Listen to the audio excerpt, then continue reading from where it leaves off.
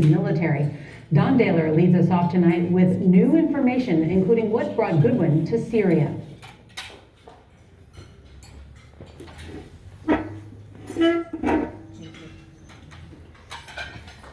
All right, I'm going to explain that.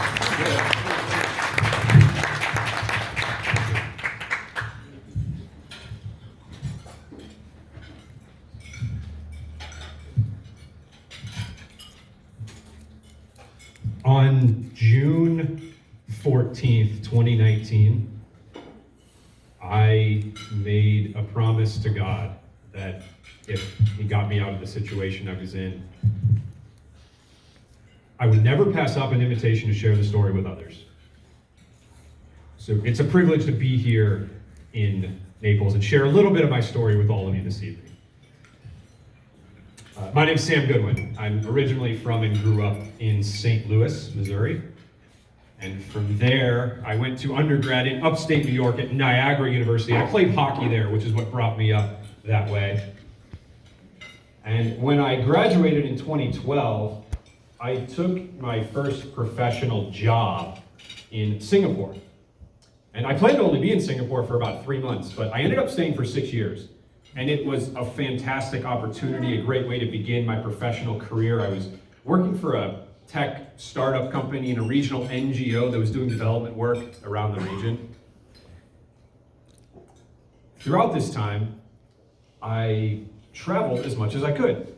I was in the heart of Southeast Asia, had the world's best airport in my backyard, had a little bit of flexibility in my work schedule, and I took advantage of the opportunity to explore as much of the region and beyond as possible. Just a personal preference. When I traveled, I didn't like to repeat places. So even if I went somewhere and had a fantastic experience the next weekend, the next holiday, the next opportunity I had, I would just go somewhere different. So I put this formula into play for about 6 years, and in early 2018, I realized that I had traveled to 120 countries in the world.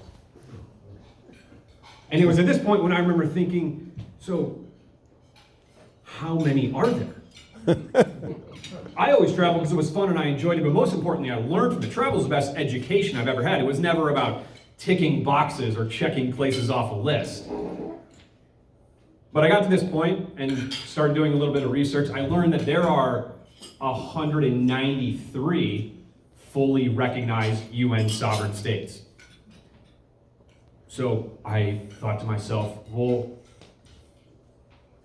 maybe I could go to all of them.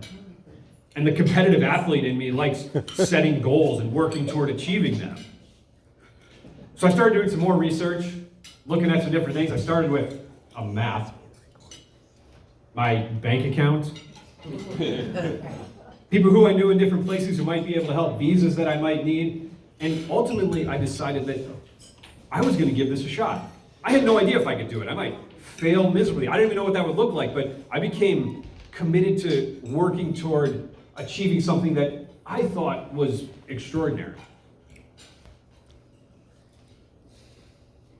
A year later, in the spring of 2019, I had traveled to 180 of 193 countries in the world. And it was at this point when the next place that I was going to travel to was Syria, a country that's experiencing arguably the most tragic humanitarian disaster of our lifetime. By conservative estimates, 1 million people have died in the conflict. The UN stopped counting at 500,000. But one of the most significant things that I had learned through my experiences was that places that are negatively perceived, or that Western media tells us you're not supposed to like, those were places where I had many of my best experiences and where my perspectives were most meaningfully impacted. So despite everything happening here, I was confident that the same would be the case. One of the most compelling things for me about Syria specifically was its religious significance. It's the cradle of civilization. It's mentioned more than 300 times in the Bible. Mary Magdalene was of Syrian descent. King David conquered northern Syria. Paul the Apostle's conversion took place on the road, of course, to Damascus. My faith was a big part of my travel journey. I've been to Mass in 65 countries. I've visited Catholic churches in about 115. In fact, the reason that I chose to enter Syria on a Saturday was so that I could attend Mass there the following morning. Little did I know, God had other ideas. And I didn't make it to Mass that Sunday, or any of the next 9 Sundays.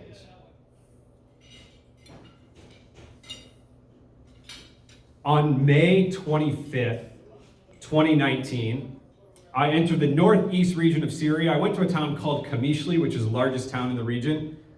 And just 2 hours after arriving, I was walking through a roundabout on the way to meet up with my guide when all of a sudden a black pickup truck abruptly pulled up next to me. 2 armed men jumped out of the back seat and instructed me to get inside. Thankfully, they weren't violent, but I didn't have a choice. I was scared, confused, I had no information or anyone to help. I was desperately trying to understand what was happening. These men were loyal to the Syrian president, Bashar al-Assad. They had learned of my entry into the country and immediately raised all kinds of skepticism around my travel motives. As we sped down back alleys of the city, the officers in the vehicle accused me of espionage, of being an American spy, and collaborating with terrorists. Nothing like this had ever happened to me before. The truck drove for about 5 minutes, and then it stopped. The officer sitting next to me, he then reached into his pocket, and he pulled out a blindfold, and he put it over my eyes. The truck drove for about 30 seconds. It stopped. I stepped out. They took the blindfold off. I looked up, and I was underneath a massive Syrian military airplane out on the tarmac of an airport. They handcuffed me behind my back, took me over to the ladder, and threw me into the cargo hold of the plane. About 30 minutes later, the plane took off. Here's a question for all of you. How often have you been flying on an airplane and not known where the plane is going? That was a situation I found myself in, and this incredible cloud of uncertainty was growing around me. About 90 minutes later, we landed in what I learned to be Damascus, the Syrian capital city. I was taken from the airport, driven into the center of town, and taken into the basement of a facility that I now know is called Syria's Military Intelligence Prison number 215, a facility notoriously known for housing political prisoners. The officer in charge, he spoke a little bit of English. He escorted me to a cell in the back of the basement. And when he put me in there, he went to the inside of the cell door and he said, "Food, water, toilet, knock. Otherwise, quiet, no talking." And he slammed the door and left. I was stunned and in disbelief about what had happened in just a few short hours. My life had spiraled out of control in the most terrifying ways. I felt exactly the way they wanted me to. Hopeless, utterly cut off from any control of my life. There's a relatively well-known American journalist named Hunter Thompson, and he wrote a quote that said, "The edge. There's no honest way to explain it, because the only people who really know where it is are the ones who have gone over." When that cell door slammed shut, in that moment, I felt like I had gone over the edge. Thankfully, the cell wasn't too small. I could walk around just a little bit, but it had no window. It was all concrete. I had nothing but a small blanket to lay on the concrete floor as a bed. I remained here in solitary confinement for 27 days. The only human interaction I had was for a few seconds in the morning and evening when the guards brought bread and boiled potatoes and water. Throughout this time, I was never physically harmed, but the facility was not soundproof, and every day I would hear the sounds of inmates in neighboring cells screaming from being beaten and tortured. Of course, I couldn't help but wonder, when's my turn? I realized that I was in an environment where nothing was off limits. I never stopped caring about dying or the long list of other bad things that I thought might happen to me, but I began to lose the energy to be afraid. Normal or average prisoners spend their time counting down the days to the end of their sentence, but hostages count up. Throughout this time, I found strength in several ways. I leaned on perspectives that I had developed from traveling to different corners of the world, which provoked gratitude for just the basic food and water I was being given. I leaned on skills and traits that I had developed from being a competitive athlete. The mental toughness, critical thinking, resilience. How often have we had a boss or a coach tell us, control what you can control? I leaned on a belief that I had a purpose in life and a desire to see family and friends again. But most importantly, I leaned on my faith. My prayers were my lifeline. They were what forced the uncertainty of the situation to lose its grip. My prayers became an uninterrupted conversation with God. I was constantly talking to him, pacing back and forth, kind of like I'm doing right now, saying things out loud. Even though they told me not to talk, I said, God, I'm here. I'm listening. What are you trying to tell me today? What can I learn today? What are the positives about my situation today? My number one prayer was always, God, please keep my situation safe and peaceful. Please keep me physically unharmed. My second prayer was then about the timeline. So if this was all going then peacefully, then the next question was, when? And this was the prayer that for me became the most tricky and intense. And I remember almost positioning it as like a business deal. I said, God, I know you have a plan, but is it possible? Would you consider an adjustment to the timeline? Can that work with your plan?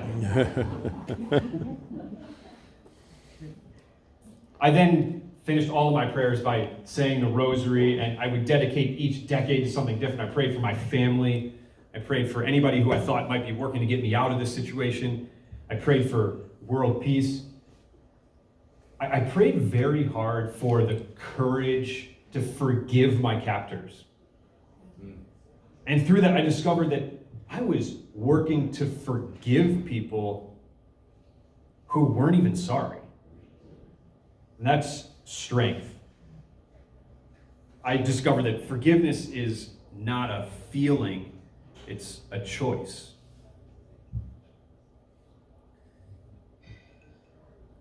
Thanks to the strength that I had generated through my prayers, I made it to day 27.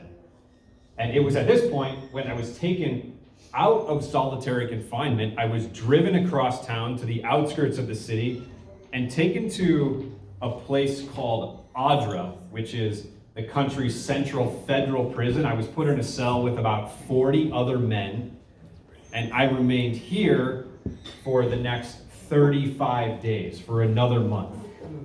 Thank you. And during this time, I was also put on trial in Damascus. I went to court 4 times, And in all 4 sessions, the judge denied me a lawyer, denied me a translator, continued to characterize me as a spy and a terrorist without providing any meaningful information about what might happen to me. The trial was taking place inside this ideological vacuum. It was not going to be impacted by anything I said or did. But back at ADRA, the other inmates became friends. We cooked and shared food together. They taught me Arabic, I taught them English. There was a prison basketball court, and I taught several of them how to play knockout. One of them even smuggled a note out of the prison on my behalf, a note that successfully navigated a game of geopolitical telephone and made it to my father in St. Louis and served as the first time I managed to communicate that I was alive. These men truly risked their life to help save mine and were a remarkable display of humanity. I learned very quickly that virtually none of them were true criminals. They were just victims of a corrupt system and had been caught up in the instability of the conflict. They reinforced some of the most significant things that I had learned through my travels and experiences. For example, never judge people by the actions of their government.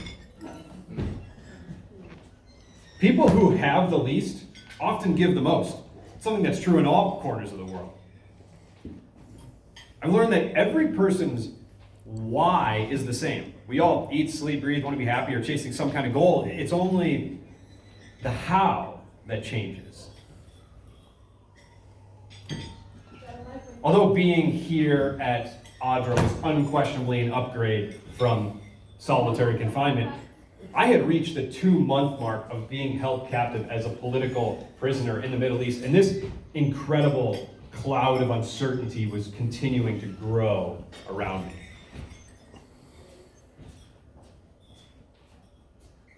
On July 26th, 2019, one of the prison officials came to the cell I was in. He called my name, and he indicated that I was being moved. As he escorted me to the front of the prison, he stopped and he said, "Sam, you're very lucky. President Assad has agreed to release you." This sounds encouraging, but I have been lied to so many times in the past 2 months that I had essentially become immune to believing anything like this. But outside, I stepped into a black SUV, which turned out to be part of a 5-vehicle convoy that raced out of Damascus at what seemed to be 100 miles an hour. We didn't stop at traffic lights. We used the shoulder of the road to maneuver around traffic. We drove west towards the mountains. Nobody in the vehicle said a word. The nice cars, the professional nature of the operation made me think that this was either really good or really bad. I'm about to experience one extreme of the captivity spectrum here, but I don't know which one it is. We came up to a checkpoint, one that seemed to be some kind of significant border.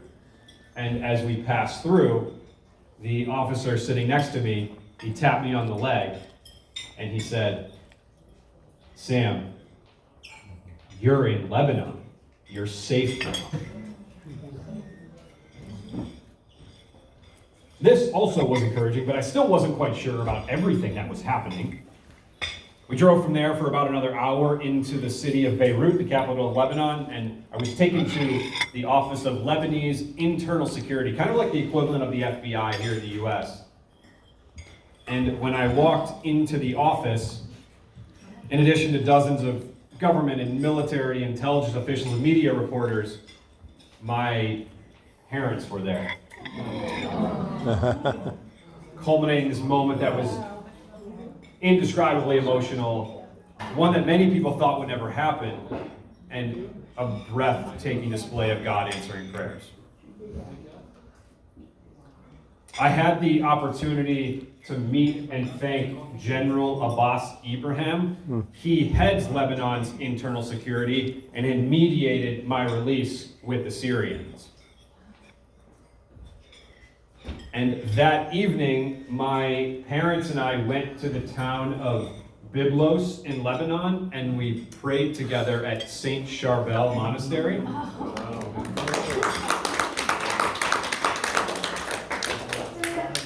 As you might know, Saint Charbel was a 19th century Lebanese monk well known for working miracles, and whose feast day was just one day earlier, on the same day that my release was granted. Wow.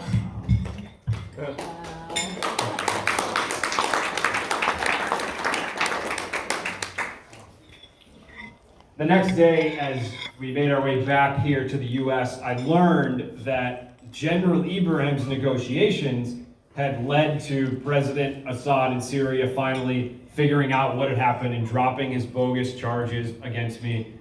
I became and remain the only American civilian that he's ever released. Wow.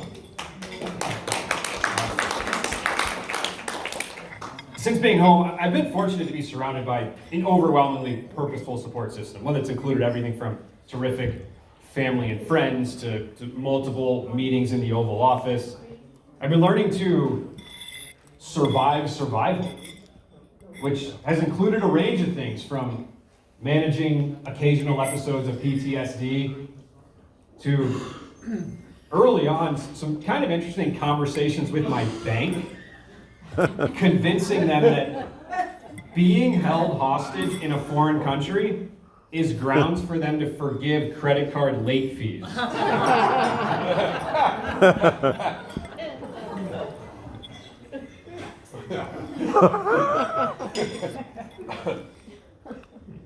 Despite everything that had happened, my original curiosity about the world had really never been stronger. When I first came home, my family pretty much shackled me to the kitchen table and wanted to throw away my passport, never let me go anywhere again.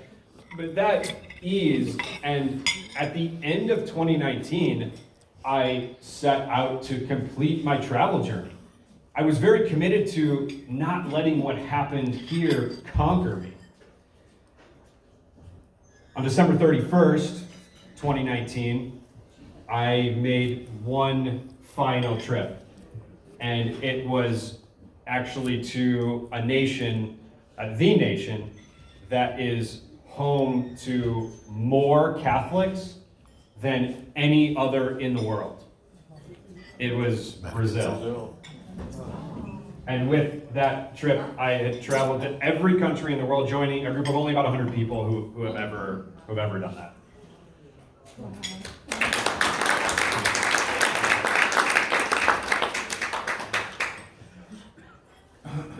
It's a little bit interesting. There are a lot of people who hear this story, who hear my story, and say, this guy is an idiot. Never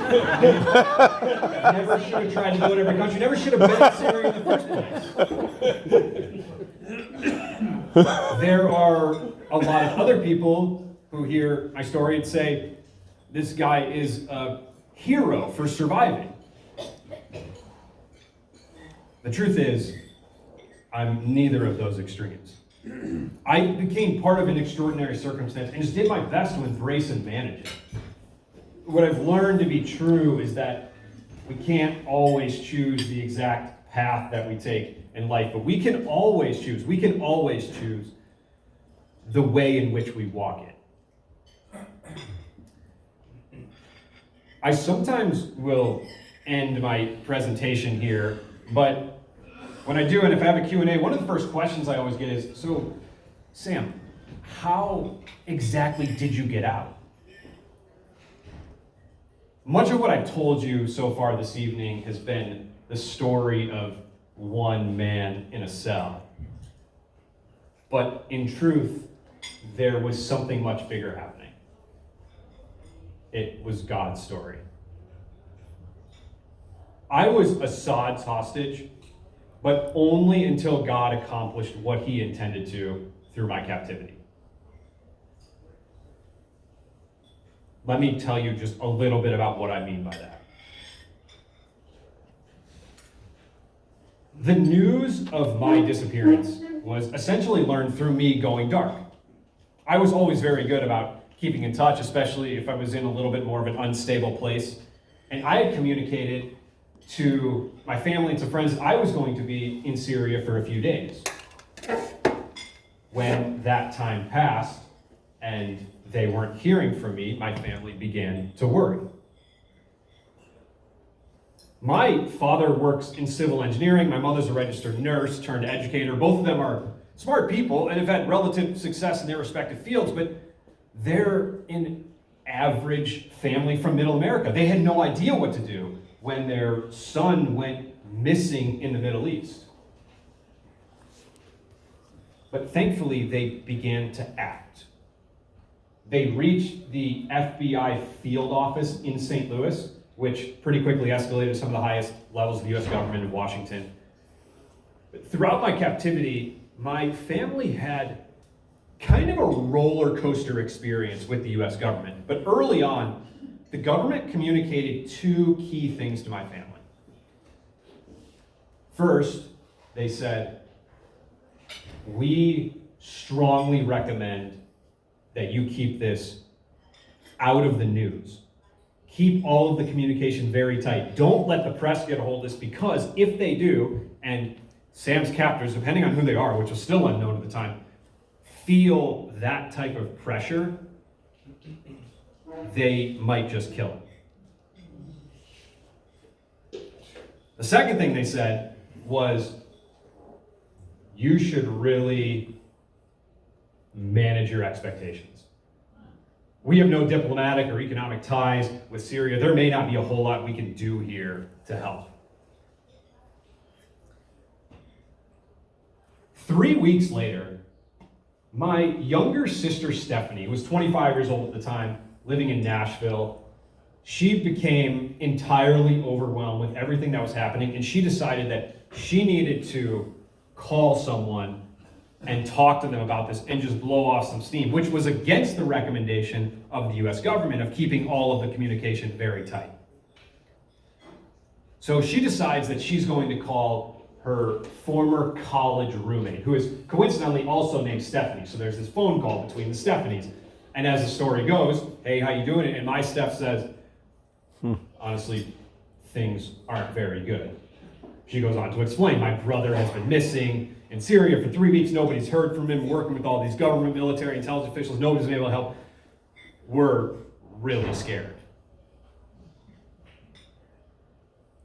Roommate Steph is, of course, shocked to hear something like this, but she says all the right things, offers her full support, and at the end of the call, as the story goes, roommate Steph says, hey, if there's anything I can do, just let me know.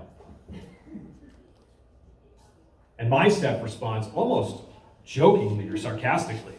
Says, honestly, unless you know someone who knows Assad, the Syrian president, please just pray. And roommate Steph says, wait, let me call you back.